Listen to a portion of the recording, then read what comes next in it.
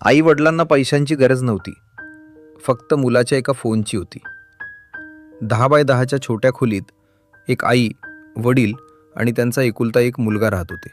वडील रिटायर्ड होते आणि आई लोकांच्या घरची धुणी भांडी करून घर चालवत होती. असं करत करत त्यांनी आपल्या मुलाला मोठं केलं. काही दिवसांनी मुलाला एका मोठ्या कंपनीत नोकरी लागली आणि खूप चांगलं पॅकेज मिळालं.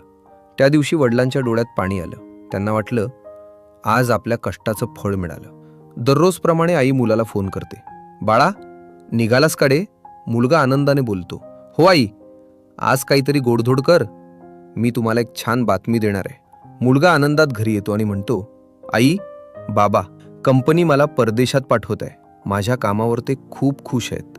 आई वडिलांना खूप आनंद होतो, पण सोबतच त्यांना थोडं दुःख पण होतं, कारण मुलगा आता परदेशात सेटल होणार होता. पण त्यांनी हसतच त्याला निरोप दिला.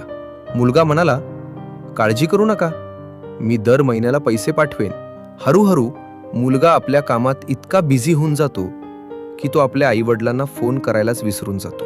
इकडे ते दोघं रोज त्याच्या फोनची वाट बघायचे आणि कधी फोन उचललाच तर मुलगा म्हणायचा, मी जरा बिझी आहे, नंतर कॉल करतो. पण तो नंतर कधीच यायचा नाही. मुलगा पैशानं श्रीमंत झाला, पण आईवडील मात्र मुलाच्या वेळेसाठी कायम गरीबच राहिले.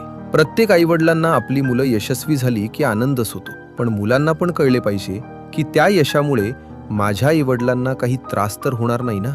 जर ही गोष्ट तुम्हाला आवडली असेल तर लाईक करा, शेअर करा आणि अशाच गोष्टींसाठी चॅनलला सबस्क्राईब करायला विसरू नका.